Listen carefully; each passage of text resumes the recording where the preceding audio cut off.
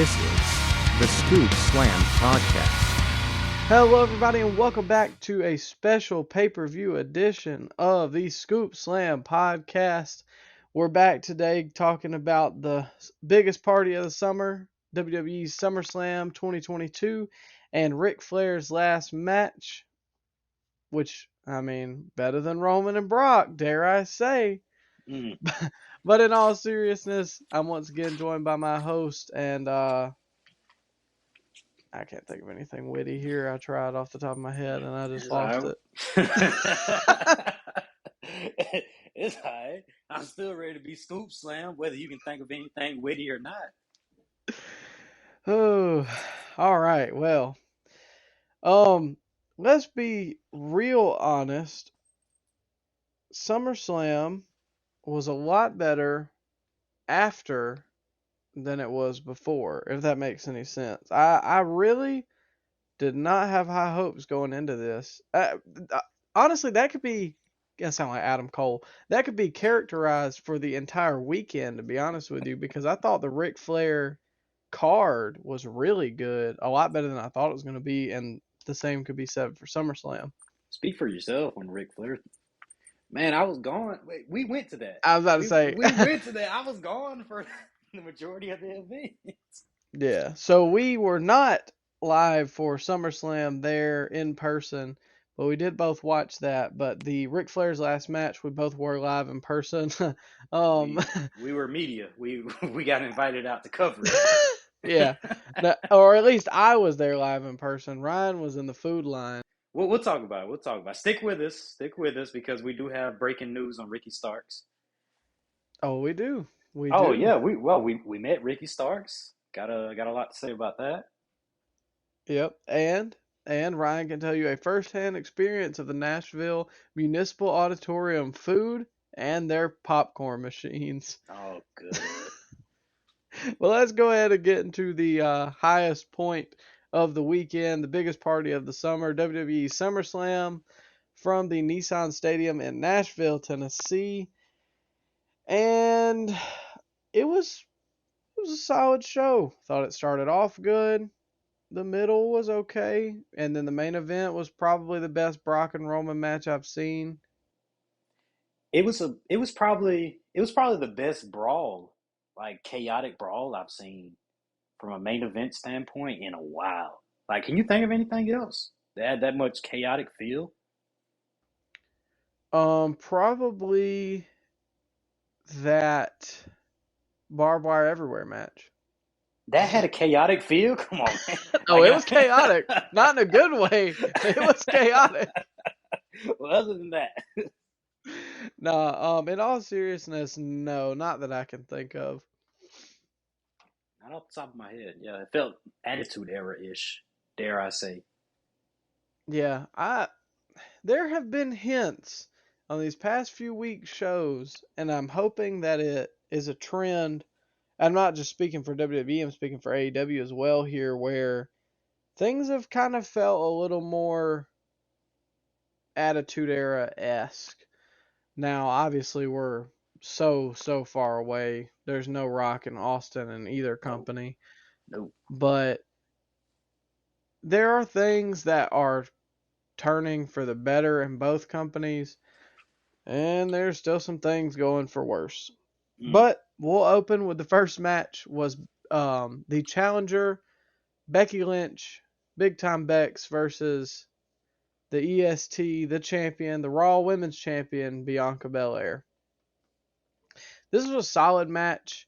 I really enjoyed it. From what I saw, I'm not going to lie, I was not 100% paying attention to it. I'm sorry. Hate on me. Whatever. Whoa, At the time of it being live, I had some things going on, but it was in the background and I was tuning in. I did catch the very end sequence where she did the what's it called? KOD? Move. No, not well, the move before the KOD. I think Spanish she was on the top rope. Spanish Fly. She was on middle rope. Yep, and then she did that into the KOD.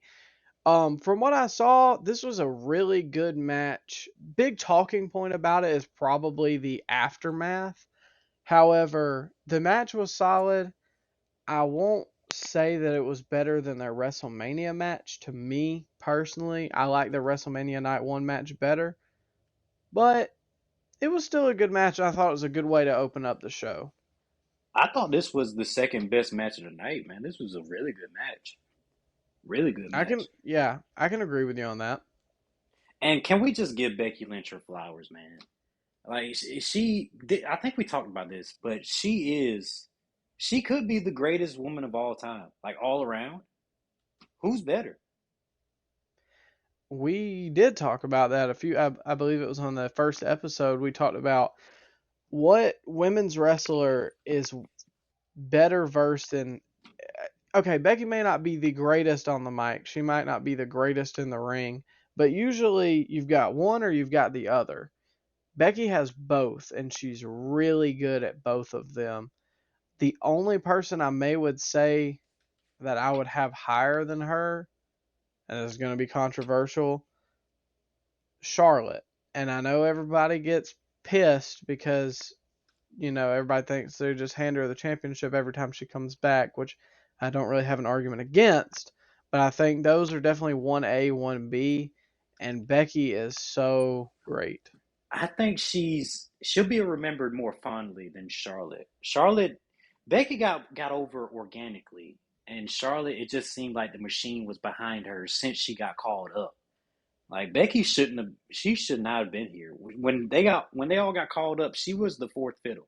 Like nobody was talking about Becky Lynch. She was just an added side dish when it comes to Sasha and Charlotte and even Bayley. People thought Bayley was gonna be the women's John Cena. Nobody had high hopes for Becky, and she exceeded all of them. And she is the biggest star out of all of them. And I mean, there's really no argument. I mean, her WrestleMania main event, Royal Rumble winner. Did she win Money in the Bank? I don't think she won Money in the Bank, but still, her track record speaks for itself. Man, she is the GOAT, in my personal opinion. Nah, I definitely see your point there. Where she has all those accomplishments, and two, it's the story of Becky, like you said, is better than somebody like Charlotte, where it's like, oh well, she's Ric Flair's daughter. Like Yeah. Becky really didn't come from anything, and was in everybody's mind the last. Because when she first got called up, what her gimmick was like a steampunk Irish, which I mean I thought was interesting, but could you see that being a main event star? No, and she didn't get promo time either, man. Like maybe she'll have a backstage interview, but now they can trust her with opening Raw or closing Raw with like a promo segment. She's the top women's draw in that company, besides Ronda Rousey, but she had a name prior to coming in. Becky is probably the biggest homegrown talent they've made on the women's side. I would even argue on one of the bar No, maybe come like on now, come on now, Roman. come on now. No. I'm saying like bar maybe Roman Reigns and like Seth, maybe Dean, but out of since 2015, I would say more people know Becky Lynch than they do a lot of the male wrestlers. Okay, that's fair. That's fair. But I think, like I said earlier, a lot of the story about this match came after when they met in the ring as Bianca won with, like you said, the Spanish fly off the top and then the KOD. They shook hands in the middle of the ring, and it was kind of a closing on this year-long story where Becky came back last year, beat Bianca in like 8 seconds, wins the title. They go all the way to WrestleMania with it. Then Bianca wins the title back, and now they come all the way back to SummerSlam, and Bianca finally, gets that one over her. She's the true queen of the women's division of Raw. And as soon as you think that we're going to have this nice ride off into the sunset, Bayley's music hits as Bayley returns. She's been off TV for how long? Over a year since the Thunderdome? Yeah, it's been a year, but before that, she wasn't in front of a crowd in like 2 years because they was in the Thunderdome for all of 2021. Well, all of 2020 they were in the Thunderdome. So this was the first time she was in front of a crowd in like 2 years, And she got a pretty big pop. And so she walked about halfway down, and her and Bianca started jawing at each other. And then Dakota Kai's music hits, and Dakota Kai returns after being released a few months ago from the company, and she walks down to join Bailey. And then when you think that's it, nope. Io Shirai, or her name is now Io Sky, formerly Io Shirai, comes down and joins them as well, and they start walking to the ring. So then from here, they all start to face off with Bianca, and Becky gets back in the ring and kind of stands her ground with them. I thought this was pretty interesting, and the Raw Women's division, it's kind of needed a shot in the arm, because besides Becky and Bianca, and we'll get to Becky's departure now, I guess, um, who else did they really have, maybe besides Asuka or Alexa Bliss? man. Rhea, but Rhea's been hurt. Yeah, well, yeah. No, she's been beating up Dominic the last 2 weeks. She can't be that hurt. And Ray. Yeah, and Ray too. So did you think, are you excited to see where they go with this trio? Can you like okay, so Dakota Kai is the first one to get called back on the new regime. I would have never guessed that. I mean, I like Dakota Kai.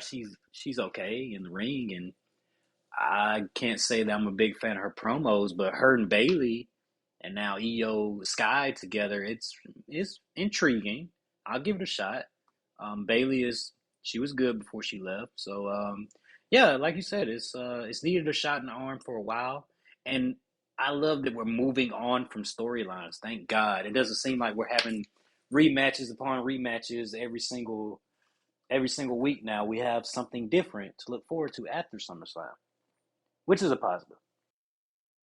Yeah, I feel the same way with the closing of the book. Really felt, it felt different here, even with like, and we'll get on to some of these later matches, but this match, the Usos match, the Brock and Roman match, all of those felt like a chapter was being closed and we're going to move on to something else. And that's how it should be for these big pay-per-views, especially.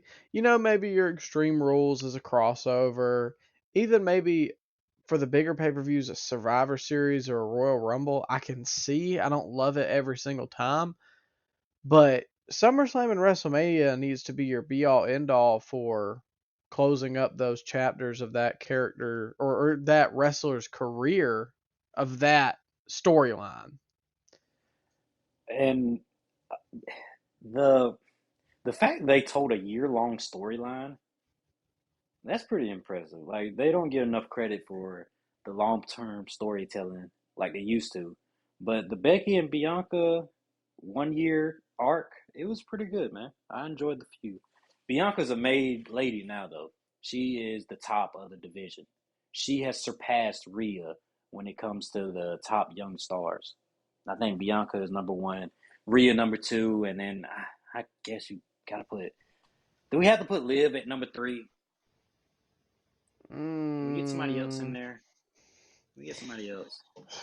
we'll get We'll to get that there. one. Yeah. We'll move on. Overall, I thought this was a good match. I do agree with you. I think Bianca is the next up. And she's grown on me these past few months. I didn't love her the first time I saw her. I still don't love the CGI lip whip thing. Oh It's man, just, come on, man. You're nitpicking now. You're nitpicking. I don't love any of the CGI, to be honest with you, but overall, Bianca's grown a lot on me. Her in-ring ability is up there with the best of them in WWE or AEW right now. So, I look forward to where they're gonna go with this. But we'll look forward into the next match. It was Logan Paul versus The Miz with Ciampa in his Wow. corner. Wow. Logan This, Paul, man.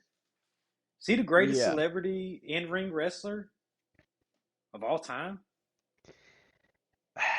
I'm trying to think of who even his competition is besides maybe Bad Bunny. Lawrence Taylor, he main evented WrestleMania. Oh, yeah, but that one's not highly remembered. Snooki. Oh God. Yeah, now that you mention it, yeah, I Yeah, think he he might might be. be. This was a really good match that I enjoyed, and that's saying something because I can't stand the Paul brothers. Mainly Jake, but with Logan doing this, he's kind of grown on me a little bit. Just the crap he was able to do. I think he did a sunset flip, and I was just like, he looks like he's been doing this forever. He's a And natural. yeah, and the Miz, I'm sure carried him through some of that. We do need to give Miz credit here too, but overall, I mean, what more could you want besides maybe him to be here weekly? But still, I mean, he's surprising a lot of people. I think he's growing on a lot of people too, man. I'm one of them. Yeah, I mean, I know people wanted him to be a heel when he came in, but this guy is good, man. He gets it. He understands it, and he was born for this. I did go over to my dad's house to watch this event, and his observation on the Paul match was he because I don't think he's a fan of any of the Paul boys, uh, but he even won my dad over, man, a 49-year-old man. Easy for me to say. He won him over, and that's not his demographic, man. But still, like I think Logan Paul, he's good, man. He's good. I'm dare to say they should put the title on him next spring. I don't know, man. I don't know. Going into WrestleMania, what, the United States title, you can't see him having a real reign. I need him to be weekly first for my personal taste. A U.S. title reign. You saying he can't have a U.S. title run? Nah, put the 24/7 title on him. No, come Nah, on. He's better than that, man. He's nah, better than that. he is good. I really just wish that he was weekly at this point, and it's the same with McAfee almost. It's kind of sad that these celebrities are some of the guys you want to see most, and you'll only see them 2 or 3 times a year. But no, I mean, just like I said, the sunset flip, he did a frog splash to the outside onto Miz on the announce table, and I was amazed. Like, they did the replay, and he could not have landed more square on his chest, and he got up there. I mean, he's a natural athlete. Both of them are. But that was far. That was far though. That was like 20 feet. He cleared it. For them to be basically celebrity boxers, obviously they're athletic, but I don't think anybody predicted him to be this good in the ring. This was a match I would say it's not going to wow you. It's not Taker and Shawn, but I would definitely say go back and check this one out because just the I guess the back of your mind thought that you have of Logan Paul is like, oh, yeah, he's just Logan Paul. But watching him in here, I mean, he looked just about as good as anybody else. He's big too. He's a big guy. Yeah, It's bigger like than six Dominic six three, Mysterio. 6'4". Oh man. Nah, he laid some stiff shots in on Miz. You see any of that? Yeah, I think Miz, like I said, is probably one of the best guys they could have paired him with in the ring. And it's not even like Miz is a great worker either, but overall, He gets the most out of his opponents. Miz does. That's why they keep on putting the celebrities with Miz. Because he yes. was with Bad Bunny at WrestleMania last year. He's kind of like Dolph to me in that same, and I know we've compared him multiple times, but like Dolph could have a good match with the broomstick. He's the Shawn Michaels type wrestler, and I know everybody always compares him to that, but seriously, Dolph is a good wrestler. He never really has a bad match. I feel like it's the same with the Miz, other than that one he had with Cody a few weeks ago, but we won't talk about that. I don't remember But that one. Where's Dolph been? what do you mean where Dolph been? He's been out there interrupting Theory. Well, he wasn't on SummerSlam, was he? Did I miss something? No, but Was he But on he's Raw? on I didn't. Raw. Did he? I didn't. I don't remember him being on Raw. Yeah, he's been on Raw the past like 3 weeks. Yeah, I know that, but I figured he get involved somehow in SummerSlam. They got AJ involved, and he wasn't in a match or anything. Yeah, I did want to make mention of that. That halfway through the match, Ciampa tried to mess with Logan Paul and start messing with the match, and the ref tried to throw him out, but he just basically grabbed a chair and stood his ground, sat down in it, was like, I ain't going anywhere.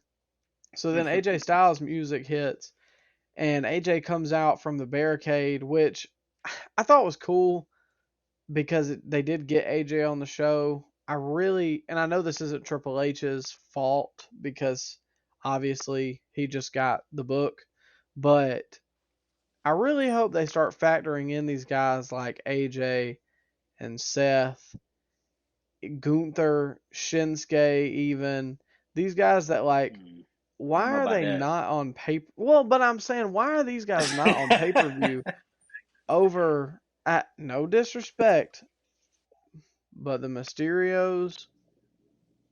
Oh, come on. Ray is a legend, man. Stop it. Get out of But here. He's a big Dom, star.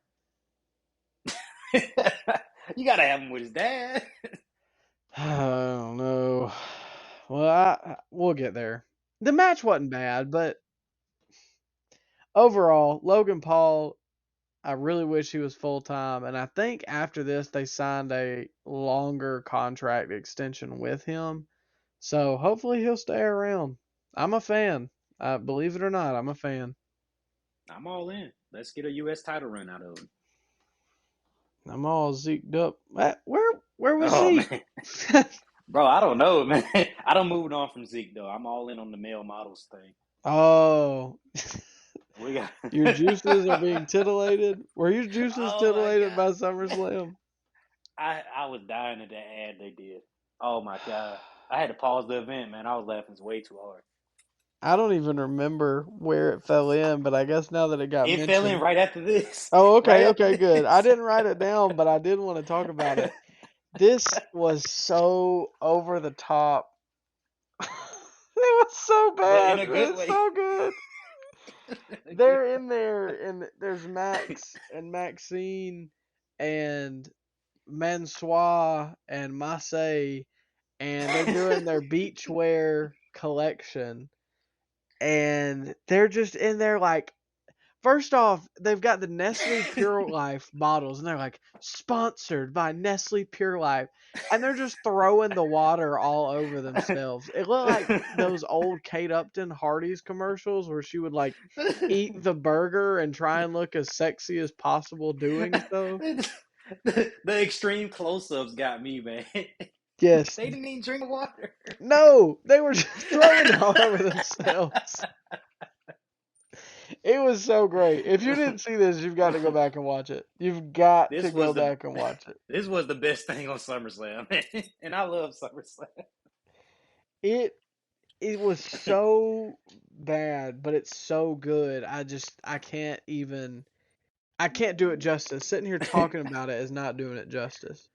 I'm all in, man. I hate it when they changed Eli's name or LA Knight. I hate it when they changed his name again, but he's won me over, man.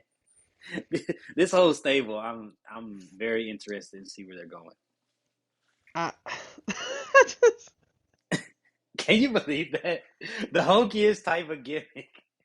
And we're interested in seeing where it's going. I genuinely like, I don't even know how they'll do as a tag team or anything like that.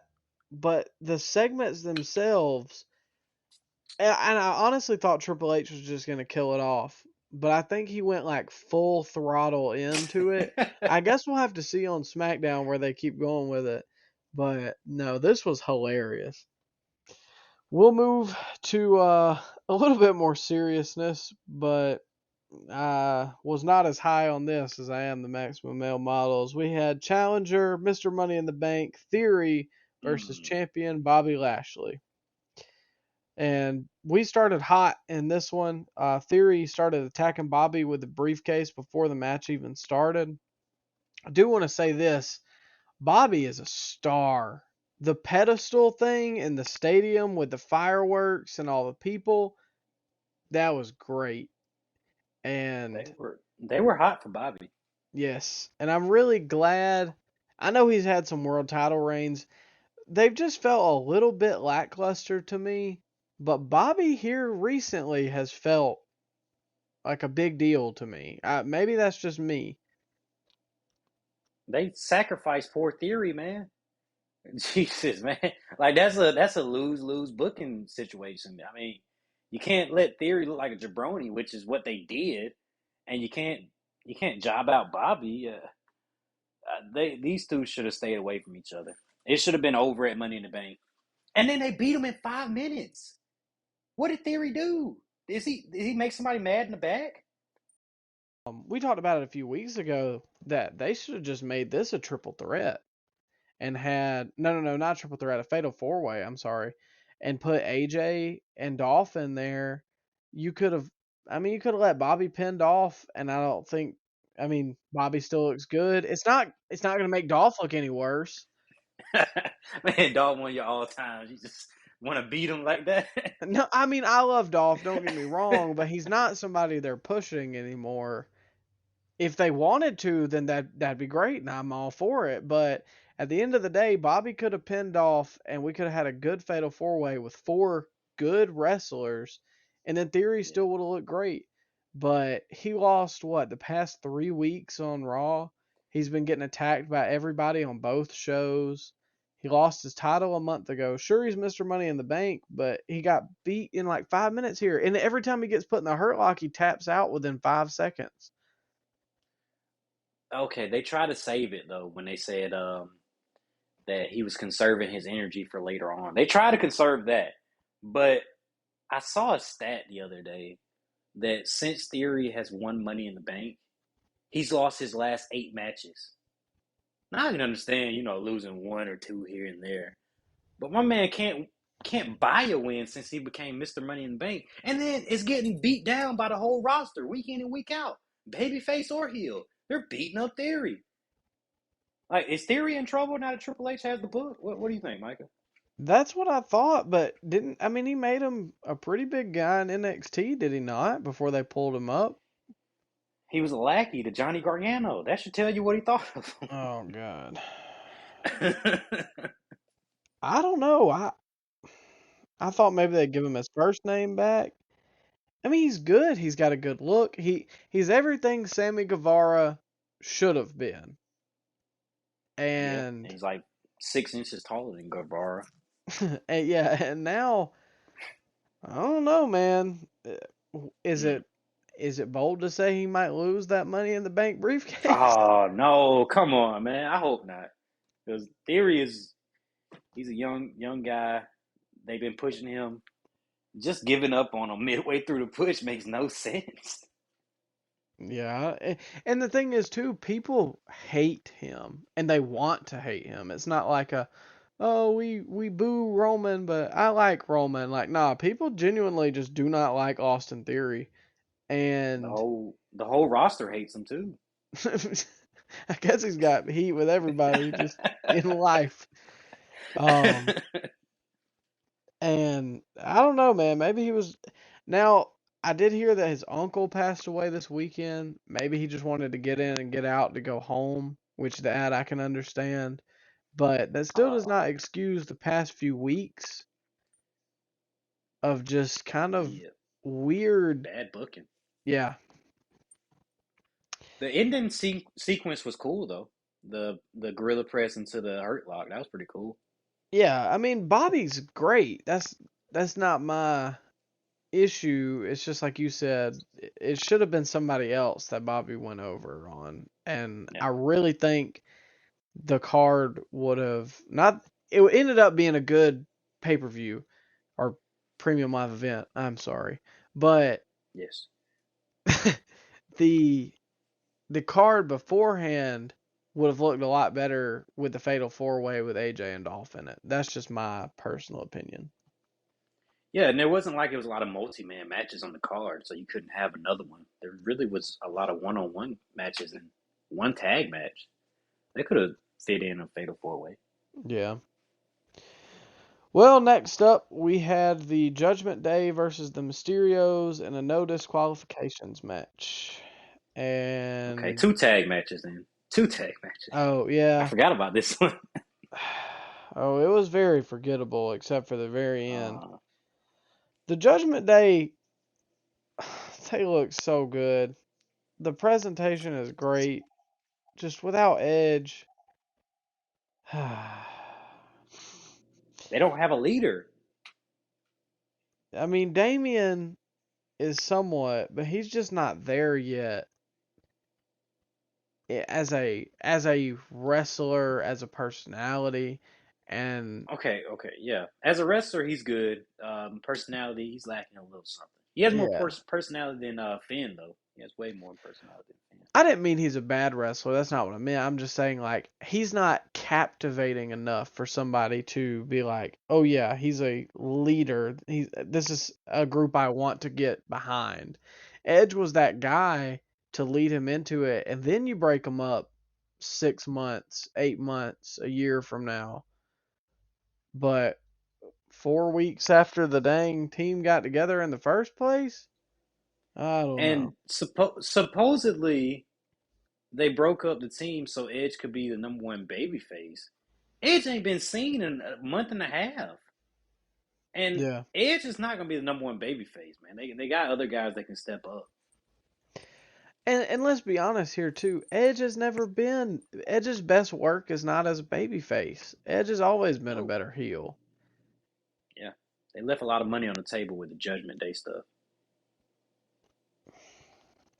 Uh, it's questionable, and I mean, I think it's beyond repair now.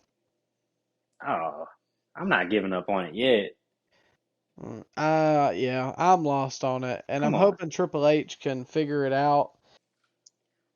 What about what about Rhea beating up Dominic at random points in the show? That's pretty funny. I like Rhea. That's not the issue. It's the other two. Just get Balor out of there. I don't know, man. Where do you even put Balor at this point, though? Well, hold on. Okay, let's AEW? get to the. Oh man, let's get to the actual match. The match Okay. was not bad. I just really was not interested in it. It wasn't even that it was predictable. The outcome, just the the fact that Edge was coming back was predictable. Everybody knew it was going to Yeah. happen, and I mean that's what I wrote. I said this was an alright match. It was just a segue to Edge's return. That's all I would. That's all I could see it as. And sure enough, halfway down, Edge came out and cleaned house, and Finn got set up for the 619. Rey Mysterio hit it, and they picked up the win. Something that did bother me was the fact that they were tagging in and out in a no disqualifications match. Like, who's going to tell you no? You know what bothered me? The fact that they teased me with the Brood entrance, and then Edge comes out with some generic song that has nothing to do with the Brood entrance. That bothered me. And Ray missing the West Coast pop kind of sucked too. I don't know if it was Dom's fault because he held the rope, but did you see when Ray tripped over the top rope doing his finish? Yeah, but That I didn't want to mention it. kind of bothered. Oh man, I miss look. And then we just seen this match last week. Yeah. We just seen it. That's why It was alright. I'm hoping, like I said earlier, with Triple H taking things, that this will just kind of fade into nothingness, and they can get on to Edge squashing Damien or whatever, and then we can move on and let Rhea be her own thing, Damien and Finn be their own thing. Not together, I'm saying like all of them just need to split, and the Judgment Day can be listed as what could have been, because with no Edge, this just is not good. It's not gonna be good. I can Damien keep the Judgment Day entrance? Because I like that. I like Yeah, that song. that I I'm like fine that song. with. Well, we'll move on to something actually interesting. Pat McAfee versus Happy Corbin. and they were with the antics from the jump. Corbin came out, and then they just cut his music off completely, and a light shines up to a choir in like the highest part of the stadium, and they're just chanting "Bum A Corbin," and then Pat McAfee's music hit, and weren't they chanting that to McAfee's music? Uh, I think they were chanting what McAfee says, not or like they were going, oh. It was like a knockoff of the White Stripe song, the Seven Nation Oh, Army. okay, yes, yeah. Yeah, because he used to come out to that, but I guess they didn't want to pay the royalty fees anymore, Oh man, so they just gave him his own it's your company. knockoff version. Oh man, they can afford that. Man, that's a good song. I like that. I was kind of disappointed he didn't come out to it, honestly. Well, all in all, this was a solid match. There were some times that it dissolved down a little bit, but um he had a swanton to the outside that Corbin didn't catch all of him. And His head hit his head hit the concrete really hard, man. And then he saved himself. He saved himself on the swanton. Like there's a lot of balance, but it felt like a fight though, yes, and it felt like I'll a give you struggle. that. It felt like a struggle. They laid some stuff in. You can tell they're friends. Yeah, and I like McAfee a lot. I do not like Baron Corbin, but McAfee's good enough to keep me interested in this. And this feud has been pretty good. I liked Yeah. the attacks they've been doing and stuff like that. They had a ref bump towards the end in which McAfee got some payback for the night before on SmackDown where he had nutshotted McAfee when he acted like he wasn't going to attack him. So then McAfee kicks him square in the cods. And keep in mind, McAfee was an NFL punter. So, and then he landed a sunset flip, 1, 2, 3. This match, it wasn't match of the night or anything like that, but it was fun. McAfee's not as good. He's not as good as Logan Paul in the ring, but I think his personality and his promos are better than Logan Paul in the WWE world, at least. His crowd connection is next level. Like the crowd was on their feet for half the match, and McAfee didn't have to bust out no special moves. In fact, he messed up the code red he was trying to do. I think that was a code red. It wasn't a sunset flip. He just kind of botched that code red. And Michael Cole, man, he probably had the best call of his career in this match. Like he was into it. You could tell that nobody was feeding him lines. That was legitimate. I was going to make mention of that as well because even Twitter was raving and they're normally dogging Michael Cole. Like he's gotten worst TV announcer for how many years now? It's But been a lot. man, It's been a lot. people were all over him, just heaping praise. I think even Corey said something to him like, "You were better when somebody was telling you what to say," and he was like, "Well, I don't have to anymore," or something like that. Yeah, he was good, man. He was good. Give him his flowers. This was a fun middle card match. Oh yeah. Definitely, definitely a good match. What did your dad think about the Pat McAfee match? My dad was all in on McAfee, man. He like McAfee. I think he hates Corbin like with a passion, but Understandable. McAfee he was rooting hard for McAfee in this match. McAfee's a master at turning the crowd, man. Okay, I just wanted to kind of get that casual fan. Oh, okay. Oh, well, let me run down then the Judgment Day segment. He hated the name Judgment Day, which I think's alright, man. He thought that Theory's head didn't match his body. Um, he hates the way it's filmed now with all the jump cuts. Like it was visual, it was bothering him. He made mention of that multiple times throughout the night, and I guess because I'm used to it, I don't know. It doesn't really bother me as much. And he liked the Pat match, but he did point out the times where he messed up, like the leap to the top rope and when he bonked his head on the concrete and the botched finish. But other than that, he was all in on the McAfee match. Yeah, I do agree with your dad about the camera cuts. I think everybody does, like universally.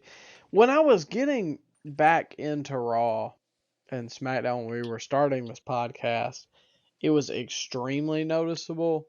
Now that, like you said, now that I watch it weekly, I kind of don't pick up on it as much, but there are times, When somebody points it out, that's when I start to notice it like a lot.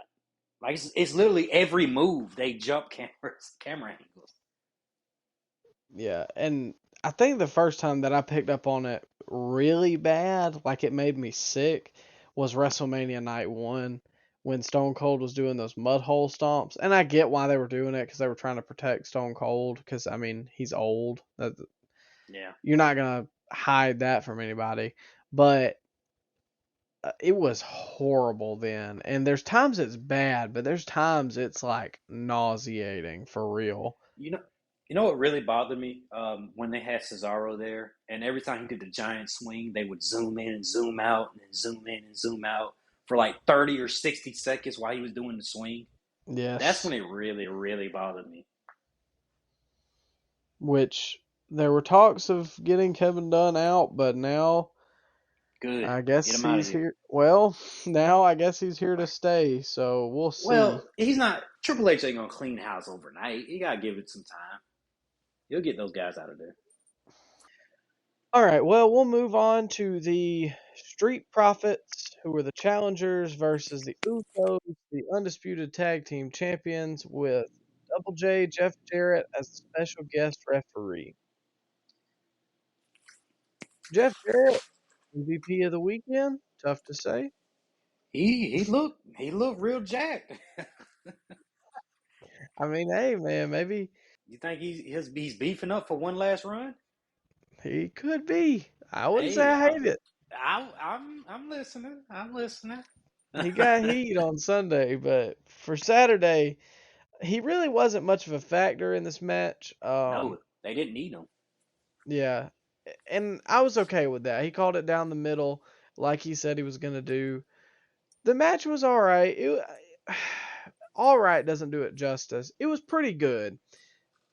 The problem is, it just wasn't what their Money in the Bank one was, and No, I felt like everybody knew who was gonna go over in this feud. I say they planted some subtle seeds for the Montez turn. I think he's gonna be the one turning on old Dawkins. Yeah, I saw that towards the end. Well, it was after the match, where Ford kind of had this look of like, man, I'm I don't sick need of this this. guy. Yeah, Yeah, yeah. sick of being held back. But all in all, I mean, of course, there were some nice spots. Um, it was a good match, and Jeff did get involved like just a little bit. But I'm just glad this feud's over with. Thank Ford is God. great. I Thank just God. want him to go solo, I think. This is And where this is where the show kind of like went downhill for a little bit, but they came back up. They came back up, but it did. It took a little downturn for a little while. yeah, I mean, I don't really know what else to say. I feel bad because I feel like I haven't done some of these matches justice, but If you had to skip one match of the night, this one or the next one we're going to or the talk next about, one. yes, you could skip and you wouldn't miss much. And I'm sorry if I don't remember or if I'm not explaining some of these thoroughly enough. We drove 10 hours all in the same day to Nashville and back, and then went to work the next day. So things are just a little hectic, but I'm trying to hit this best I can. It was all right match. Usos go over. Yeah. Next up, the one I would say was probably the worst match of the night and the most skippable. Challenger Ronda Rousey versus champion SmackDown Women's Champion Liv Morgan. Oh boy. Mm. Can we be done with Liv? Can Can, is can it we be done over? with Ronda? Oh well, hold up. Ronda still has some name value. Liv Morgan, get her out of here, man. Her stuff looks sloppy all match. She cried. She gives the same old story that all the girls give. oh, it's my childhood dream to be in this spot. Of course, it's everybody on the roster's childhood dream to be in that spot. You're not special. Man, the only reason she's in that spot is because somebody in the backstage area. I'm not gonna point fingers or anything. It's speculation. This is innuendo. This is conjecture. Um, Somebody thinks she's attractive backstage, and that's really the only reason she has this spot, man. You can't tell me that she deserves this spot. She's just not good. I just have not been captivated by promo Or in ring. or It's or sloppy. in ring. Bliss is better in ring, and Bliss sucks. Respectfully, Oh, but she sucks, man. I wouldn't say Alexa sucks compared She to she does, man. Liv. It looks soft when she's in the ring, man. Like she's trying not to hurt herself. Just look how they run the ropes. You can tell if they're gonna be a terrible wrestler by how they run the ropes. I think my biggest thing here is, and I don't care for Ronda either. So these two, I mean, I did not care for this match at all, and it was exactly what I expected it to be, horrible with a bad finish. And Ronda attacked her after the match. Liv won by DQ or whatever. But there's just such a drop off in women's champion. I'll even throw in AEW. And maybe this is a hot take, but if you go Bianca Belair, Thunder Rosa, Jade Cargill, Liv Morgan. Like, I just don't think she compares to the other top women's champions of both companies. Jade's not great in the ring, but Jade's personality is enough. Thunder Rosa is pretty good in the ring, maybe not so great on the mic, but I mean, it's not bad. But Liv does not have either.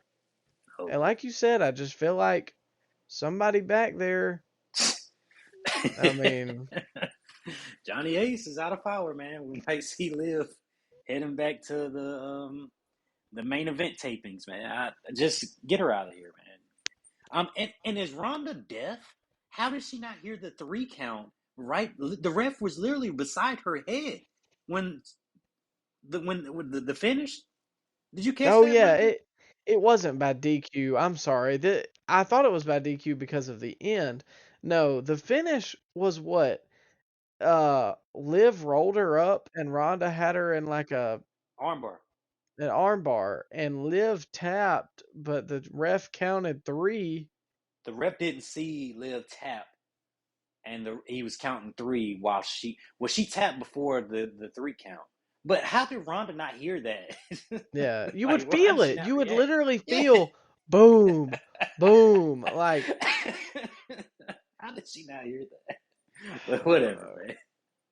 the Terrible finish, finish. it wasn't horrible to me. I mean, I like the concept. I just don't think the execution was great. I think the aftermath is the bigger story. Yeah, she basically fully leaned into her heel turn, and then she just held on to the armbar and held on to the armbar and kept holding on to the armbar. Yeah, that's pretty much it. Yeah, she beat the holy bejesus out of Liv, and And the ref. the ref. Yo, she did beat the ref up too. He deserved it though. So, He was a terrible ref. so now, here we are. Ronda suspended indefinitely, Yeah. kayfabe, and Liv Morgan leads a SmackDown Women's division that has Mm. nobody. Well. Oh, but positive note: Becky, babyface, Ronda, heel. Are we finally gonna get that matchup that we got blue balled for 4 years ago? I mean, if anybody's gonna get a good match out of Ronda, it'd be Becky. In Los Angeles. That's the biggest money match you can do as far as the big names go on the women's side that they But haven't done. do you want to see it? Well, at the time when Becky got real hot as the man, that's what everybody wanted to see as the main event of WrestleMania. So you could heat up that feud again. You could heat up that story. I mean, I'm sure you could. That's not what I mean, or that's not what I'm trying to say. I just feel like me personally, and maybe I'm higher on Charlotte than the average Joe, but I'd rather see Becky and Charlotte. No, man, we done that millions of times. No, But no. that's your two best workers. Oh, it doesn't matter. We've seen it. We've seen it. You were just complaining about Roman and Brock. We've seen it to death. But now you want to bring back Becky and Charlotte? We've literally seen that on pay per view, on Raw, on Hey SmackDown. man, y'all No. might have saw it, but I hadn't. I ain't been watching Oh the past no. 5 years. Look, okay. The main gripe with Ronda is she's been miscast as a babyface. She's a heel now. Let's see what she can do. She was really good as a heel before she left that first time. But it's not even that. It's that stupid like face she comes out with. That like, ooh, That I'm game mad at face. you. Yeah, the game Yeah. face, man. Put does she wrestle with a mouthpiece in? No. She needs to. She used to. She used to. I don't think she She does needs anymore. to because it would let her animate her face less stupidly. You know, my dad pointed out the same thing about her face, but he still can't stand her for her actions. Like after she got beat up all the times in UFC, And I he's think she's a valid for ter- that. And your dad's valid for that. she's a sore loser. He does not want to see Ronda Rousey. I don't But either. yeah, Maybe if you, I mean, I guess it's one of those things you can't miss them if they're always there. Maybe if yeah, she's gone, it'd be better, but she's gonna draw some heat. She is gonna draw some heat, man. I'm lost on her right now. We'll see where it goes from here, but this match and segment and live, well, anyways, We're coming we'll back move up on. now from the roller coaster. We'll move on to the high point of the show. Uh, Yeah, I think so. Yeah, it match of the night. I try to Oh, think of easy. everything else. We got Challenger, the Beast, the Streak Breaker, the Be All End All, the Man, the Myth. The suplex. What did Heyman call him? The um, dang, it escaped me. The suplexorcist. I Yeah. like that. Yeah, I like that one. Anyways, we got Brock Lesnar, the generational talent, the next big thing. I'm trying to think of every other thing he's ever been called Uh, versus the tribal chief Roman Reigns. And shockingly, Roman came out first here, which it would be revealed later as why. And then Brock comes out. And I just want to say that these two get a pop like nobody else. This was the big oh money yeah, match. And yeah. you've seen it 1,000 times. The mood changed when they came in. Yeah, every time it's on paper, you're like, oh, I still want to see this. Even though like you know the past like 8 ones have been so bad. Hey, I will point. Can I point something out? Go ahead. Has there ever been a guy that's been on top his entire run like Brock Lesnar? He was on top 20 years ago at SummerSlam. He main evented against The Rock 20 years ago. Has there ever been a guy like that to be on top every single point in his career? Taker was never Taker, yeah. Taker was never a mid card guy. No. Hogan? Hogan was never a mid carder. Maybe in the territories with like AWA, Yeah, but okay. on a Yeah. national television level, he was never a mid carder. But still, I think Brock Lesnar is kind of a sleeper pick for Mount Rushmore. hmm. Come on, man. Come on now. Come on. My personal Mount Rushmore is it's kind of stupid the last one, but we'll get there.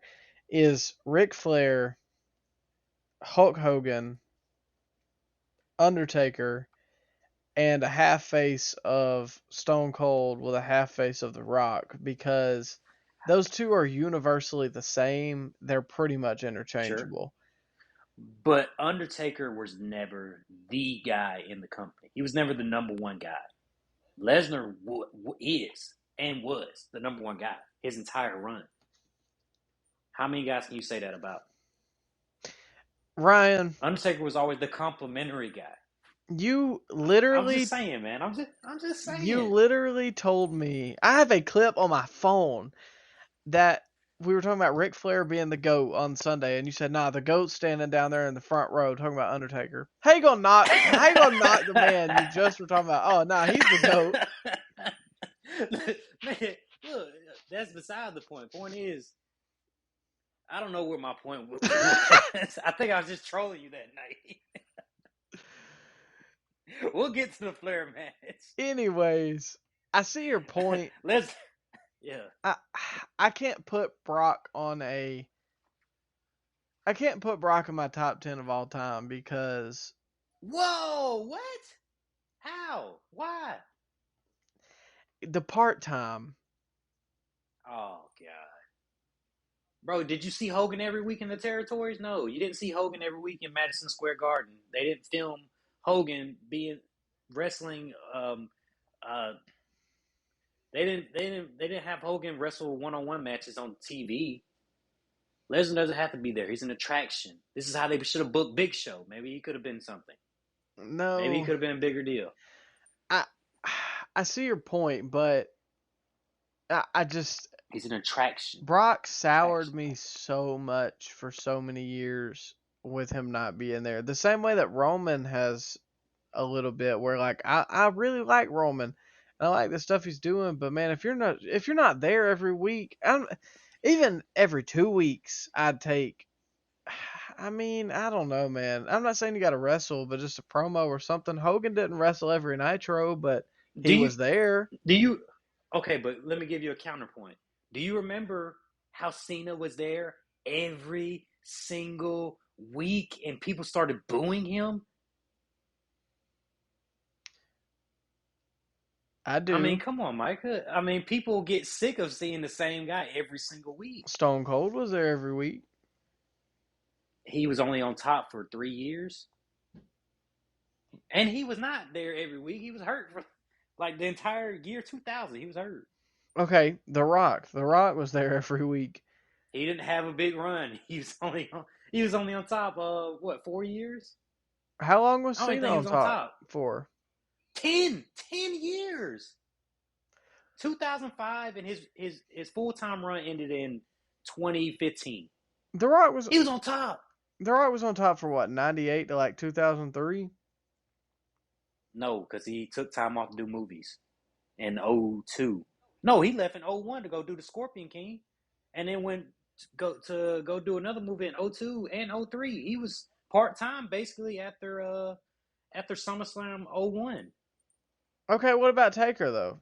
To raise that same argument we just had. Taker didn't wrestle every week. Taker didn't But he wrestle was every week. there. I'm not saying he's got to wrestle every week, but he was there. He was never the top guy. But he was always factored in. Yeah, he was the complimentary piece. You could have had the Attitude Era without Undertaker. I don't know. I cannot include Brock on my top 10. I see your He's my point top. He's on my Mount Rushmore. on your Mount Rushmore. Yes. Who are the I other stand by three? it. We can put Rock in there. We'll put Austin in there and Hogan. And Oh wait, I got to put Cena in there. Okay, we'll add a fifth one for Cena. no, you got to pick 4. I don't want to. Okay, fine. Rock and Austin are in the same. They're half and half. Their faces chiseled together. Put those guys, and then Cena, Lesnar, Hogan. How about that? That's my Mount Rushmore. You put Lesnar on your Mount Rushmore over Ric Flair. Yes. All right, ladies and gentlemen. Well, that's all for the Scoop Slam. Man, get out of here, Ric Flair. There's Yeah, he was on top in the NWA. He's never on top in the main company. He was the WWF champion. Was it for a token run at the end? And then he left a year later. He was WCW World Heavyweight Champion multiple times over. He's got the most World Championship reigns ever. That doesn't make him great. He It lost the title the does. most times too. And he lost it the most times too, didn't he? Yeah, he won it, but he still lost it the most times. That doesn't impress me. When you got so many championship reigns, you're a 15-time world champion. Okay, well, you lost the title 15 times. I'm just saying, Is man. that right? Is that right, LeBron fan? Whoa. We're not gonna don't get me started on that, man. I'm just saying that's the same argument. Sure, LeBron went 10 times, but he lost 6 of them. He also has 4 rings. His player has 16. That's beside the point. There's so many. Look, man. Shawn, Taker, Cena. Shawn, no. Shawn, he was never. When he was on top, the business was down. Brett. Same argument. Business was down when those guys were on top. Punk, Jericho, Eddie. Nope. They were never the marquee guys, man. They were never marquee. You know it. The number one guy in the company was never CM Punk, was never Chris Jericho. The number one guy those in the guys company were complimentary. CM Punk was number one guy. It was still Cena. No. Cena. Stop it. It was still Cena. Bro, Cena was main event in every pay-per-view. What do you mean? He main evented with John Laurinaitis during Punk's height of his popularity. Get out of here. That's because the company did not want to get behind CM Punk. Okay. That's what it was. It wasn't Cena selling them in merch. It wasn't that. Punk outsold him in merch because Punk got... Maybe for a brief time. No, because Punk got pissed when they turned him heel because he was like, okay, well, if you're going to turn me heel, then what about my merch sales? And they're like, oh, no, we're going to do it because Rock's coming back. Anyways, we're getting off on a tangent. All right, Lesnar. I will never take your word for that in my life. I'm just saying, man. But Lesnar comes out, and Lesnar hops on a tractor, and he drives it down to the ring. And, man, the crowd went nuts for the tractor. It was so stupid, but it was so great. I loved it. And I'm not going to lie. For a brief moment in time, when this match first started, I thought Brock might win. He was dominating the first 10 minutes. Yes, it was. I mean, he beat the dog piss out of Roman for a long time. It was getting a little boring for a little while, but it picked up. It definitely picked up. It got wild. And my wife, who I would say is probably in the same category as your dad in terms of the casual fan, was saying that I'll say when she said this specifically. They started out and they went over the barricade and brought outside on one of the stands that they stand the Titantron on for the stadium shows, and then they came back in and they had some tables, and Brock put them through some tables and hit them with was it the table leg he started hitting them with? He had a broken piece of the table, and then he put Roman through the broken piece and broke it again, and then he just started beating him with the other half of the table. Yeah, and started slamming him on the stairs, all sorts of junk. It was a fight. So then they eventually come back in the ring, and at this point, this is when my wife started saying it's kind of getting to a point where it was Roman or Brock would do one thing to Roman, and then it would be an 8 count, and then he would do one more thing to him, and it would be a 9 count, and that's where I felt like the match kind of slowed down a little bit or kind of came to a halt. It did end up picking back up, but it had been so one-sided. Which is usually what Lesnar matches are. And then, the guy gets his heat back in the end, and then Lesnar overcomes it. I mean, yeah, but I guess I expected it to be more back and forth. And I'm not taking away from the match. The match was great because we're not even at the best stuff. No, it was a great match. It was a great match. But I see your point where, at least from a casual fan's eyes, maybe it got a little kind of lulled through. And when they brought the tractor out, people were waiting on the tractor to be used too. So I think people were sitting on their hands. People were sitting on their hands until the tractor got involved. Well, Then, speaking of the tractor, Roman or Brock takes Roman outside and puts him in the. I'm sorry, I'm not well versed in my farm equipment. The The scoop crane part of type the thing. Yeah, the scoop crane, I yeah the guess. scoop part of the tractor, and Whoa, then whoa, whoa, whoa! Hold up, whoa, whoa, whoa! Would you consider that a scoop slam? oh, Oh, was that 2 for the year now? that would be 2 for the year. You might be right. Oh, yeah. Write that down. Write that down. I'm counting it. You know what? All right. So he puts Roman in the scoop mechanism. What do they always say? The Medical, scoop-like yeah, structure. scoop-like structure, medical facility. Um, and he drives the tractor closer to the ring and dumps him out of it. I thought that he was gonna take it and like put it on him so that he couldn't get up. But Yeah. what they ended up doing was even better. So, anyways, Roman beats the count and they kind of brawl for a little bit longer. Well, Brock goes to the outside and gets in the tractor and puts the scoop under the ring and then just lifted the entire ring. Well, not the entire ring, the entire corner of the ring up. And Roman just fell out of the ring. He did a tumble, man. Roman sold that perfectly. Oh, he did. I don't know. I kind of got a little worried for a minute. Can you imagine being in the front row for that? Like if that went wrong, bro, you casualties all over the front row. I don't know. Like, say what you want to, but that's a very meticulous spot that has to be done right.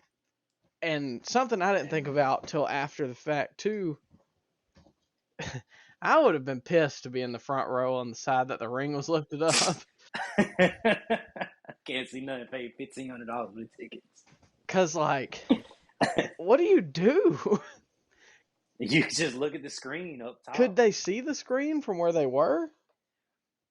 Did they have another Titantron at the stage, or I don't remember. But yeah, I would have been PO too. Um, it was the craziest thing I've ever seen. I've never seen the ring tipped over like that. Never. Yeah. I've been watching for a long time, man. That was the craziest thing. It kind of reminded me a little bit of the Austin beer truck thing where he moved the ring. Yeah. It was very inventive, and not Chaotic. I was not predicting that to happen that the night of No. SummerSlam. Now, when he came out with the tractor, I thought something might happen, of course, because it's wrestling. If they bring something out, something's going to happen. But You gotta use it. You yeah, gotta use it. They bring it but out. I wasn't expecting that specific thing to happen when I was looking down the card before the show even started. So Did something give it away though when they didn't use the LED post? I thought about that, but I kind of felt like they got scapegoated by the fact that Triple H took over, and he could have just been like, "Oh well, I don't want the post here anymore." Yeah. But I mean, I think they should keep the post going anyways. But neither here nor there. Yeah, it's a minor thing. Minor thing. Baby steps. Baby steps. But so after that, Brock, and he was dying laughing too in the seat of the tractor when it happened. So he gets down and they go over there and they brawled for a long time over there, trading title shots, chairs. You might be easier to name what they didn't use in this match. It picked up. It picked up when they flipped over the ring. Yes, Definitely. spears, F5s, it didn't matter. About halfway through, when they're over there, when the ring got picked up, A-Town Down hits, and boy, the crowd booed the crap out of him. He runs down and tries to cash in the briefcase, and How? How though? There was no ring. I didn't think about it until you said that. But, like, would it be sanctioned, or does it just become a triple threat last man standing? Well, if he inserted himself into the match, it would have to be added on to the original match. So I would assume it'd be a triple threat last man standing match. At that point, how do you win? Exactly. That's what I was going to say. So who do you have to be, the one guy standing tall, or is it like elimination? It could, yeah, okay, all right. Yeah, I mean, it could have. I mean, I guess it could go either way, but nonetheless, he went to cash it in, and Brock made sure not to let that happen. He wouldn't have none of that. No, he beat the dog piss out of Theory. He didn't he F5 him onto the briefcase, He and then he did. just picked the briefcase up and started beating him with it, and Theory was out. I mean, there was no coming back. Theory was gone for the rest of the match. He was selling Yeah. for 30 minutes, man. And so then while Brock's putting on this rampage, just tearing through everybody, including Roman, the Usos come out and try and help Roman, and they start to be slightly successful, but Brock still just tears through them. And poor old Paul Heyman. Oh god. Spot of the night, man. Spot of the night. Man, Brock picked him up like a sack of potatoes and threw him, F5'd him into the announce table, and Heyman sold it like he died. It was so great. Heyman ain't took no bump in what, 10 years, 15 years, man. But this was great. Me and my pops were dying laughing at this. It just, the visual of Paul Heyman. Looked like Lesnar struggled for a little bit too.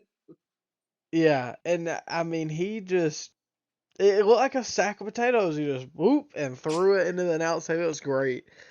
But then Roman recovered. He hit Brock with a few title shots, and Brock still was getting up at the count of 8 or 9. He goes over and grabs Austin Theory's briefcase, beats the crap out of Austin Theory, and then beat Brock up with it, even though Theory's been out for like the past 10 minutes. And he speared him and hit him with everything, and Brock was still getting up. And so then he grabs the title and hits him with it one last time, and then they buried him. Him and the Usos buried him in the remnants of what was left of the announce table and the old tables and the stairs, and there was no way Brock was going to get up from that. So the last man standing for the night, still your tribal chief, still your undisputed champion, not pinned in 900 days, been champion for over 700, Roman Reigns. Wow. This was Lesnar's longest match in a long time, right? He wrestled for 20 minutes. Yeah, I think it was 23. And this was really good. This made up for more than their WrestleMania match by far, because Oh yeah. the WrestleMania match was such a letdown because the build was so good, and this was so great. This is what their WrestleMania match should have been. Yeah. It just left such a bad taste in everybody's mouth that it really made night one look as like even better. And the And build was so good for that too. yeah,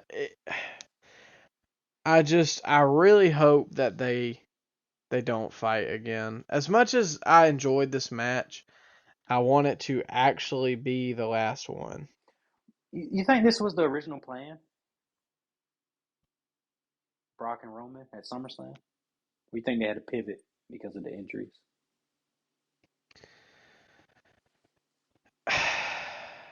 Maybe, I mean, I don't think so though. It wasn't a last man standing match. I mean, I know they had to, go home early because of Brock's, or was it, no, it was Roman's arm that popped out. Yeah. But I mean, I really don't know how else they would have finished that match. Maybe it goes a little bit longer, but No. I mean, because of all the injuries that happened, like with Cody and Randy, you think that's the reason they had this match at SummerSlam? oh, probably. I don't know that they would have put Cody in this yet, but I don't think that it would have been Brock and Roman again. Or if it was, they probably would have just had a regular old match again. But they had to put some big stakes on it since, I mean, really, even like I said at the top of the show, what else on this card was of any value? Oof. The matches were good, but no, there. Okay, so SummerSlam was good. Roman and Brock had to be the main event. I mean, you could have put Bianca and Becky, I guess, but was anybody really dying to see that match? I mean, it was a good match, but the build, they did the right thing with how they placed the card. The card placement was good. How they did it, they started out high, ended high, a couple lows at the end there, but the placement was pretty good. I think it saved the show. The Whoa, show whoa, come on, the really? show wasn't bad, but the show gained a lot from this match alone. It was such a positive note on a pretty good show already. I mean, it's kind of like the Death Before Dishonor show. Without that final match, like really, it just would have been okay. I feel the Yeah, same way about SummerSlam. It just would have been an okay. all right card, not bad, but It's very memorable though. Like I'll go back and watch that Roman and Brock match, which is not something I would say about a lot of current day wrestling in general. I mean, you don't really, me personally, I don't go back and watch a lot of wrestling that I've already seen because it kind of loses its luster after it's not live anymore. But I would definitely go back and check this out again. I agree. Well, overall, I think we're both pretty unanimous in our match of the night. But what would you rate the show overall? We're going out of 10. Yes. I think I rated the ROH show like a 7 point something. So I'll give SummerSlam an 8.6. Give it 8.6. Give that 8.6. Oh, you're so blind. How? No, man. It was a great show, and there was actual people there to enjoy the show, unlike ROH. I give it an 8. I mean, Man, on you gave me all paper, I that would. slack, and you only gave it .5 less than I did. Get out of here. Yeah, but the fact that you willingly rated it higher than the Ring of Honor show just because. I think the spectacle matters when it comes to rating a show. If it feels low budget, I'm not going to give it a high rating. But it's. It's off-brand, Micah. It's off-brand. Do you want off-brand Cinnamon Toast Crunch, or do you want real Cinnamon Toast Crunch? Which one do you want? They just started the company back. What do you expect? They've been around for 20 years, Micah. 20 years. They haven't built anything at ROH. They lost all their stars. They have AEW roster. Put those guys on there. Doesn't even matter, man. The point is, you're missing the point. Point is, ROH felt low budget compared to WWE. It's Now you because it can't argue is. that. You can exactly. So No, but I would rate that it higher. doesn't take away from the wrestling aspect or the show itself. Like ECW pay-per-views, they had great pay-per-views, but obviously it's not going to No, compare to WrestleMania. no, they didn't. They did not have great pay-per-views. Get out of here. Stop that. What? What great pay-per-view can you name at ECW? They didn't. They Look, didn't involve WWE. I'm Tell me not one. I'm not well versed on my ECW lore, but you can't tell me they had bad pay-per-views if it had such a cult following. Uh, so it's the loud minority makes a lot of noise, Micah. Anyways, I give the show an 8. It was good. It was a lot better than I thought it was going to be, and overall I enjoyed my time watching it, especially the main event. I'm very excited to see where they go from here. 8.5. I I think it was a good chapter to start the Triple H era of WWE. Obviously, they've still got some things to air out, and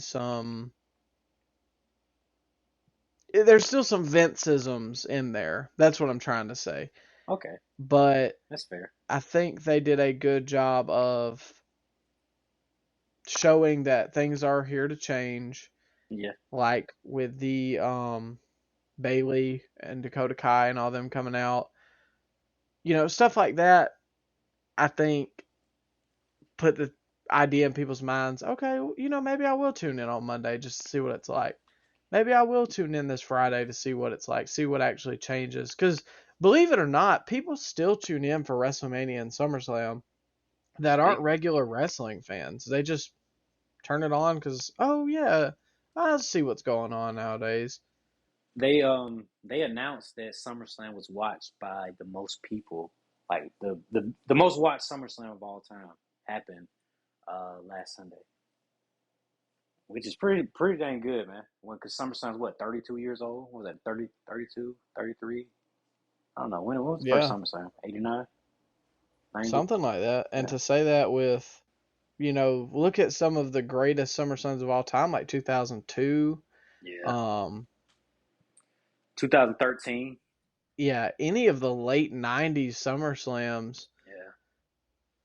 to say that that was the most watched is kind of crazy. So I feel like they did their job in making people tune in for the next, to see what was going to happen. And granted, it is like what, $5 for Peacock. But still. Yeah, I mean, that is an aspect of it, but at least got to give them a little bit of benefit of the doubt. So I'm interested to see where Triple H takes this. We'll obviously be watching on Monday, but all right. Well, um, we'll move on to the Ric Flair last match card. I guess we'll just kind of fly down it because there really wasn't like a whole lot to talk about with most of them. Bro, I can't add anything to have this card. I was literally in the concession stands for an hour waiting on one batch of popcorn to pop for me.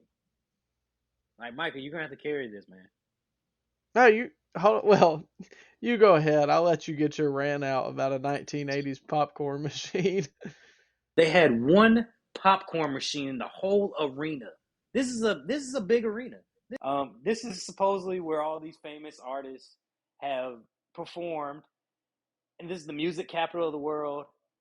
You think they have a decent popcorn machine or more than one? No, no, they have a popcorn machine that was here for Flair's first match, apparently, and it kept on burning the popcorn. I waited for over 45 minutes on one batch of popcorn, Micah, and I paid $7 for that popcorn. So I was not leaving that line until I got that popcorn. And then I missed the only match I was looking forward to besides Flair's last match, the Fatu match with who did he face? Josh Alexander. I wanted to see that match. No, no, you can't see that match. You're still waiting on your popcorn, and you've been waiting for almost 45 minutes for it. And then I missed the Lucha match. I missed the Fatal 4-Way Lucha match that was supposedly the match of the night. I'm really disappointed in that. But I mean, they were probably guys I never heard of. But still, the you know what happened, Micah? Cross, he hoodooed me because I saw Cross come out with Scarlett, and I saw Davey Boy Smith come out. So I was like, this is a good match to go to the bathroom for. And then I didn't realize that I was gonna be waiting an hour to get some popcorn, man. But all in all, the positive note of waiting in that line for an hour, I did get somebody to subscribe and like the Scoop Slam podcast. I got a kid to subscribe on our Spotify page, so that was cool. Well, But we're always looking to game fans, so I yeah, I appreciate your service. I digress. What'd you think of the pay-per-view, Micah? I thought the undercard was pretty solid. I thought this was interesting because this was kind of a UFC-esque card, or the way they structured it was in terms of, they had small matches that, was a very obvious undercard for a big match at the very end. And maybe this is a wrestling card of the future that we could be seeing. It take a UFC approach. Do you prefer that? I don't know if I prefer it because then you get people like, I would say I'm not a casual UFC fan. Like I usually watch the fight nights and the prelims and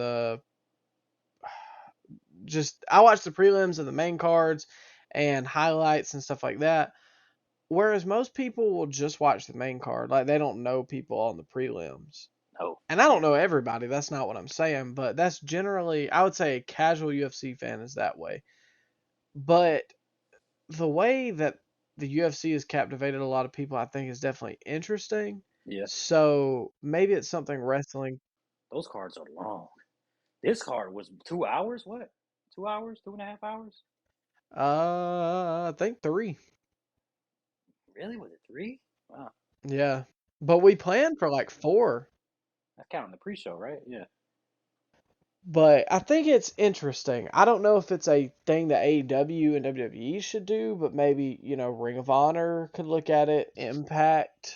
AEW did do that originally with their early pay-per-views. They built it like a UFC card, but they pivoted from that and started doing the WWE approach, putting something hot up first and then getting a cool down match right before the main event. Which, I guess I'm not opposed to the other one. It's just the WWE method is the one that I, grew up on. So Yeah. I understand. But we'll run down the card real quick and I'll comment on the ones that I feel like need to comment. For the first match, Ren Narita defeated Yuya, and I'm very sorry if I don't pronounce this correctly. Yuya Uemura. I'm very sorry if I didn't pronounce that correctly. it's all But right. it was an okay match from two guys that are from the LA Dojo. This went 5.5 minutes. Second up, we had the Bunkhouse Battle Royale, and I missed some of this. No, we missed most of this. Because that jabroni made us move. Yes, they tried to make us move to the other side to make it look full, and we went all the way around the arena, and then we missed like the whole thing. Like we saw Nick Gage come out, and then we got in like the last minute when Effie did the move Effie with. was there? Yeah, he was the one that did that move off the top rope with Bully Ray. I didn't even notice. Oh, the what's up spot? Yes, I couldn't think of the Oh, name of okay. it. Okay. But I remember Mance I remember Warner, I remember Nick Gage being over with like 2 neck beards in the crowd. dude, they were screaming. And I Yeah. just remember you looking back with such a like distasteful look on your face. But Mance Warner won the Bunkhouse Battle Royale and he last eliminated Bully Ray. This went 11 minutes. Next up was the Motor City Wait, Machine Guns. wait. Oh, What's your go favorite ahead. Mance Warner match, Mike? Um, yeah, the one where Yeah, he it's this one. It's this one, right? yeah, the one where he did the thing with the Yeah. weapon. Oh yeah. Yeah, I forgot anyways. about that. I like that one. Come on, man, Mance Warner. I didn't know who it was originally. No, I didn't even know who it was until they announced it. Like I had to look it up. Yeah. I had to get on Reddit to see who he was. But then we had the Motor City Machine Guns versus the Wolves.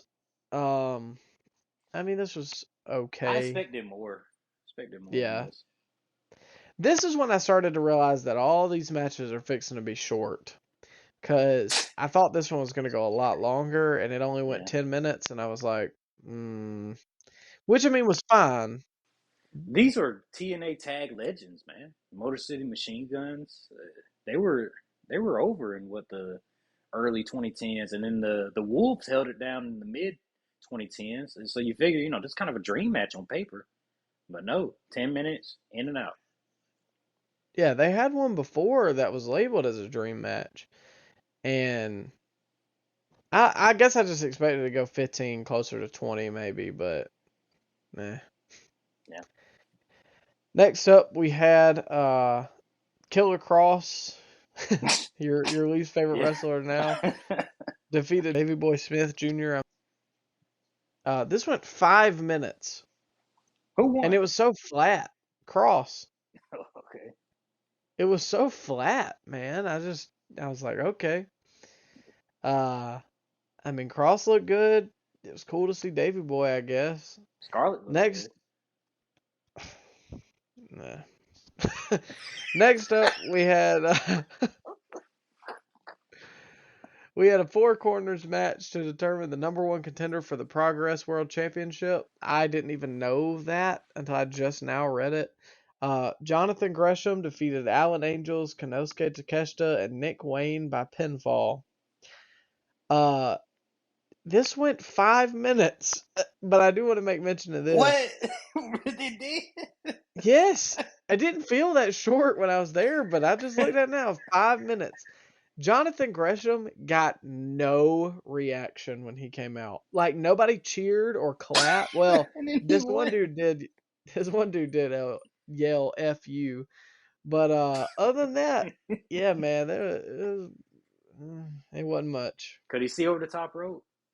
Mm, This is where I started chatting up a guy in the concession stand line about Gresham's PWI placement.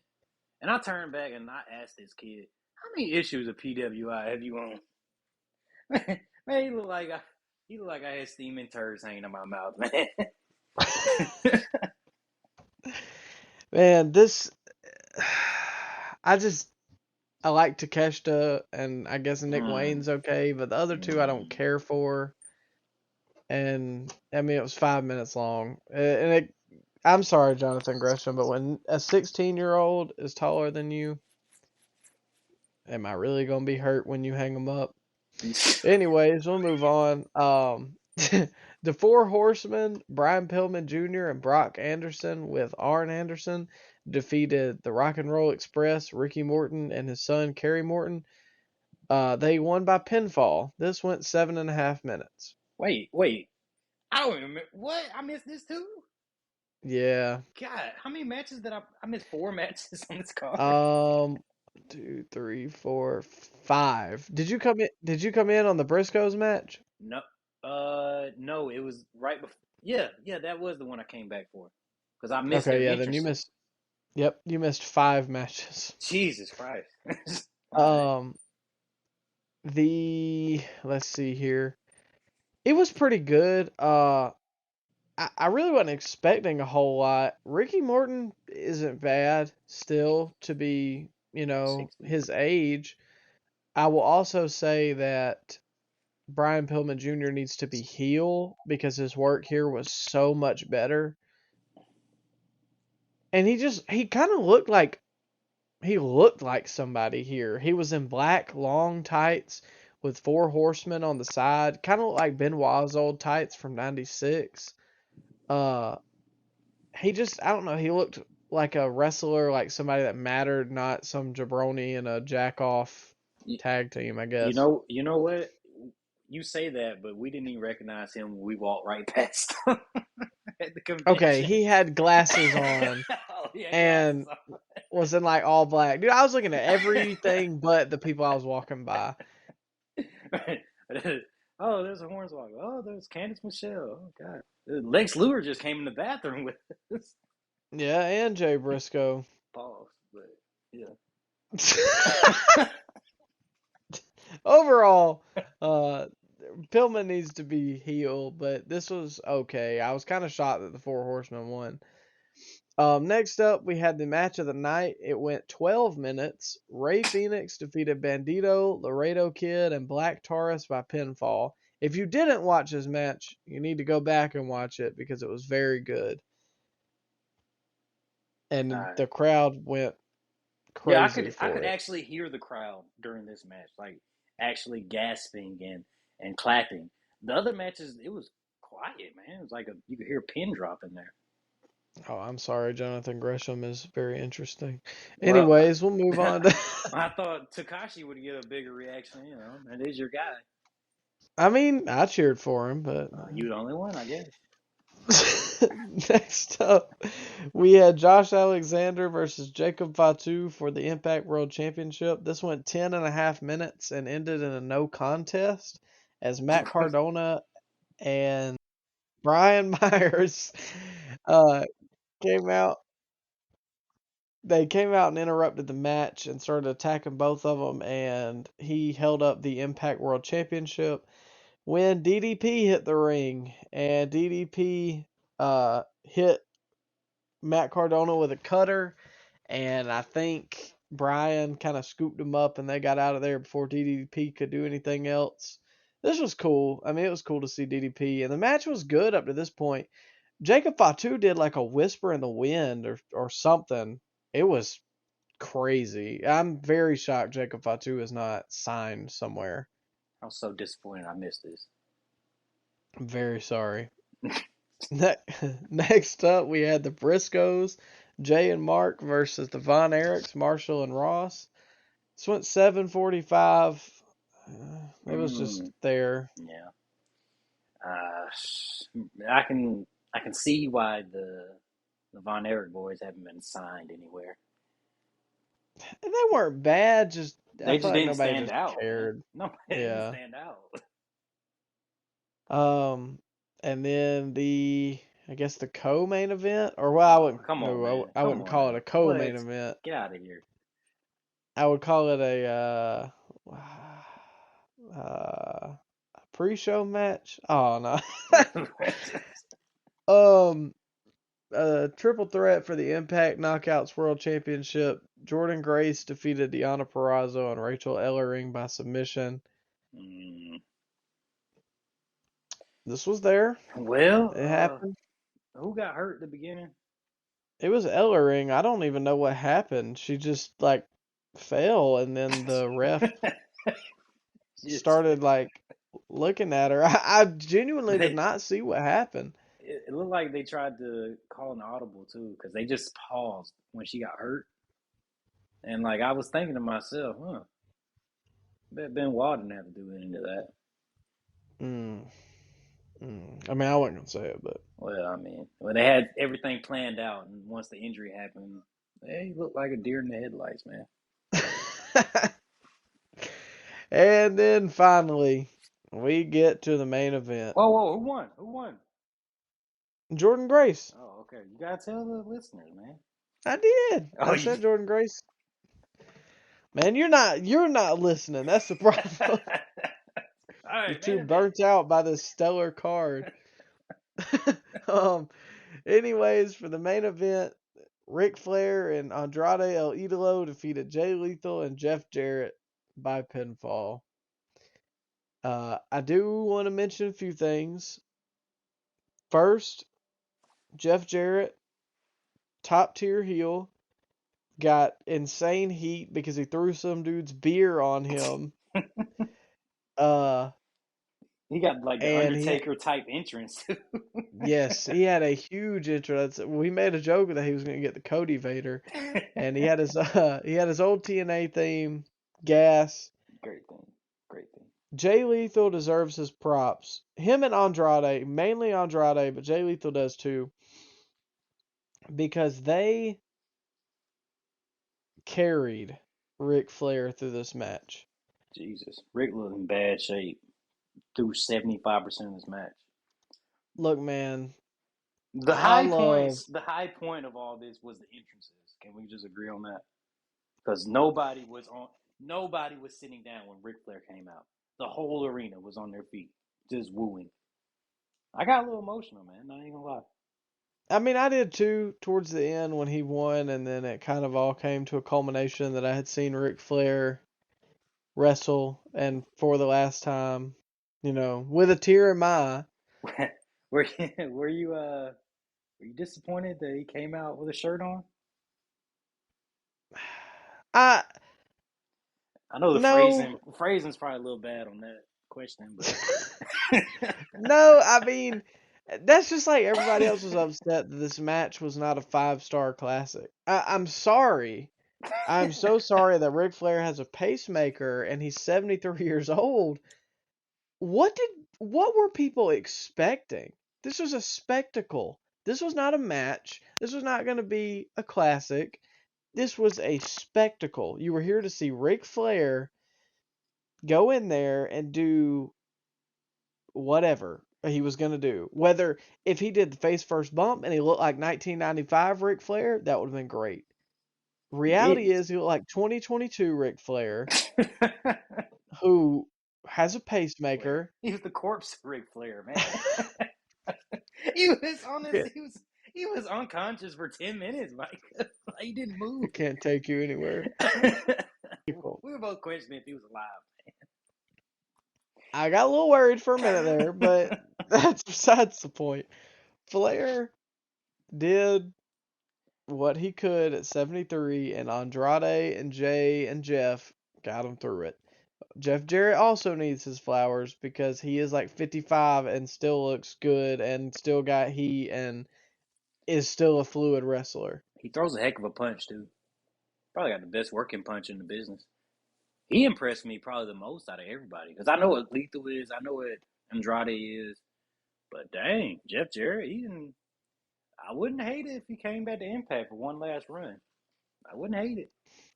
Nah, send him to WWE. Oh, Make him bow to the tribal chief. What? Hey, all right, wait. Okay, the Roman? Yeah, okay, we can do that. He could take Job him out to Roman. Okay. He could take a spear. But all in all, it was a fun card. I got to see some people I've never seen before. I got to see Ric Flair. We both got to see Ric Flair. We gained Starcast we gained a subscriber. We went to Starcast. We saw a ton of wrestlers. We met Ricky Starks. Did meet Ricky. You said you had some breaking news that we met Ricky. We did meet Ricky. We discussed the FTW title. He didn't seem in good favor of that booking decision. I mean, he didn't say that personally, but still, you saw in his eyes. You can kind of just tell. Yeah, you could tell. You could tell he wasn't feeling that booking. He enjoys his pose a little too much because he asked us if we want to break it out for our picture. Man. Let's mention that. Let's mention the whole story. He's a nice guy though. I like Ricky. Nah, Ricky was really cool. I would really enjoy interviewing him if the opportunity ever came, because he was very nice, and I mean, I'm just saying, he said he'd let us take Danhausen if he would take Hobbs. So I mean, he agreed. Hey man, the Ric Flair match. Let me just go back to that real quick. You cannot say that you enjoyed this as a match, as a tag match. You cannot say that this was anything better than a dud. Man, this was terrible. This was awful. But this is better than Brock and Roman. All right, you guys. This was the Scoop Slam podcast. I'm the co-host, Ryan. That was Micah. This will be my last podcast. It was not a good tag team match. No, it was not a good match, but it was seeing Ric Flair. We wanted to see Ric Flair do something, not take a nap in the ring for 30 minutes. He did some chops. He bled and he laid on his stomach for 30 minutes, Micah. And then the finish, bro. Oh God! It took his life force away from him. Andrade looked like he was directing a ghost, like he was trying to get Ric Flair back to it, man. He was. It looked like he was concussed or he was unconscious, and then Andrade woke him up. He walked over to Jarrett and did the sloppiest brass knuckle spot that you would ever see. And then oh my God, the finish! How could we miss the finish? Okay, so let me paint the scene. I'll try to do my best because Micah does this better than me. But Flair sets up for the figure 4 leg lock on Jarrett. He locks him in to the figure 4 leg lock. However, the referee counts Jarrett's shoulders to the mat, but ignoring that Flair's shoulders were down too. Flair should have been counting out. It should have been a double pin. But we just glossed right over that. Okay. I saw a picture. Double pin. The match. Double pin, man. We need one more match. None of Jeff Jarrett was technically on top of Ric Flair. No, therefore it doesn't matter though. That's a double pin. Their legs were locked. Pause. Uh Man, did you really want to see? Do you want to see another match? Like, I don't know, man. What do you expect? I want one more match. All in all, I mean, it was there. It was a good weekend. It was fun. It was a good weekend. It was a man. fun weekend. I mean, you'll never say, I never would have got to say that I saw Ric Flair live. Yeah. So I enjoyed my time. It was cool to see some of these guys from Impact that I've never seen, like Josh Alexander, Sure. as well as, the Motor City Machine Guns, the Briscoes, Jacob Fatu. It's the first time I've ever seen him wrestle, and he really impressed me. And Flair and Jay Lethal and Jeff Jarrett. Never thought I'd get to see Jeff Jarrett. So, all in all, fun weekend. It was a cool spectacle. The promo afterwards, it was kind of hard to make out what he said in the arena, but yeah, it was man, it was a fun weekend. Got to see Flair's last match. Before we wrap things up, what's your favorite Flair memory? Flair match, Flair promo, Flair memory. What you got? Oh man. As a whole, I think just the fire he brought to promos was always something that'll never be replicated, and it was always something I enjoyed.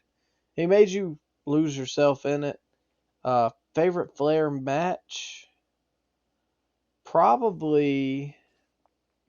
It's tough not to pick The one with Flair Shawn. and. Oh no, I was actually gonna say Flair and Steamboat. Which one?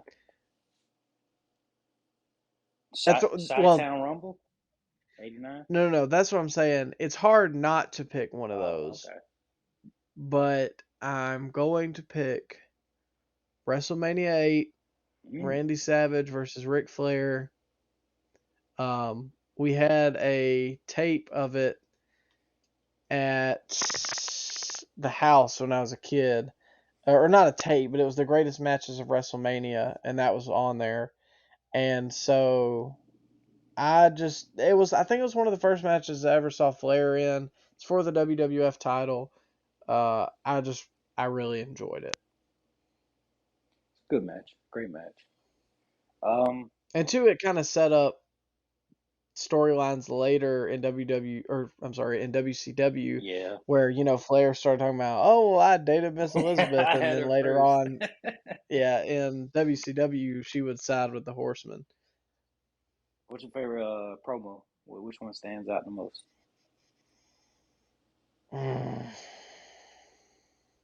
It's so hard. I mean, you probably just have to go with the classic. Can't keep these alligators down. Yeah. Anytime in 1996, they just goes, Hogan! No, it's just, that's all I need right there.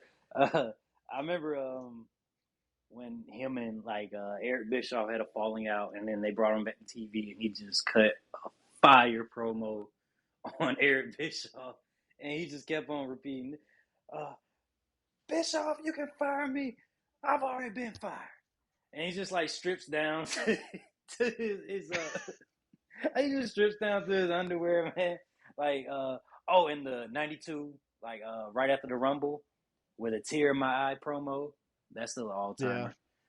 Yeah. Favorite Flair match, man. I got it. And come on now, it's got to be Shawn versus Flair. Come on. I'm sorry. I love you. It's Super good. Kick. Come on, man. That's one of Shawn's best matches too. It had a story. Yeah.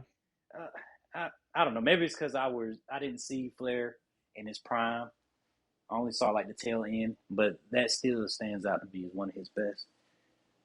I think it's definitely up there for one of his best, especially when you factor in his age.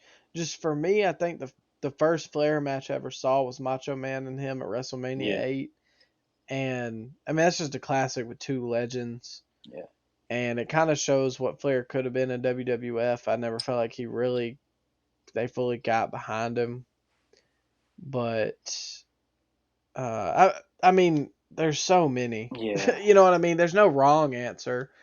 he's Maybe besides this past weekend, but yeah, we're gonna forget about that one. Man, he's a legend, man. There'll never be another Ric Flair. yeah, the greatest of all time. I don't care what you say. I don't care what anybody says. He's a controversial man. That don't take away from what he did Yeah. in the wrestling ring. I hate to say it. I mean, most championships.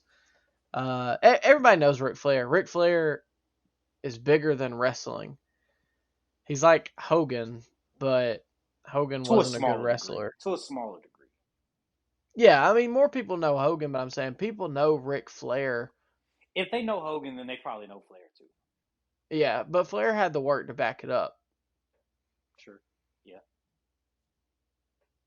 And so, yeah, man, that's my greatest of all time. I enjoyed my time. This was a fun weekend of wrestling, not just WWE, just wrestling in general. And to say that a little over halfway through 2022, we've seen Vince McMahon retire and wrestle, and Stone Cold wrestle, and Ric Flair wrestle, and CM Punk win a world title. I mean, and I'm sure I'm glossing over so many other things. It's been a wild year for wrestling, and I hope this last half is keeping the momentum up. Yeah. I'm looking forward to the second half. It's trading upwards in the WWE. I'll say that. It's trading upwards. And we are That's for going sure. down, down, down on Dynamite. Well, if you want to hear us talk about that more, you can hear us later this week on the weekly review. We missed last week, and I do want to say sorry. We had some technical issues with We were so hurt. We were so hurt about the Starks and Hobbs segment. We had to take a week off. Oh yeah, man. It hurt us so bad we had to go talk to Ricky about it ourselves. uh, but yeah, something happened with the audio and it got cut out, so we just weren't able to upload last week. So hopefully things go good this week. Cross our fingers. We'll be back around next Monday or Tuesday with a weekly review. And then I don't think there's a pay-per-view no, there's Battle of the Belts. We're gonna watch that. We're gonna watch that. Who's on it? We'll see when the card gets out if we're going to watch or not. We'll let you guys know on this weekly review if we're going to watch it and review it. But all in all, fun weekend of wrestling, fun times had by the Scoop Slam podcast. If you want to check us out more, if you want to see some of our pictures from the event, check us out on Twitter and Instagram at Scoop Slam Pod. We're starting a YouTube channel pretty soon too, so check us out there on Scoop Slam. Make sure to check us out on anywhere you get your favorite podcast. And I'm Micah, he's Ryan, and we hope you guys have a good rest of your day.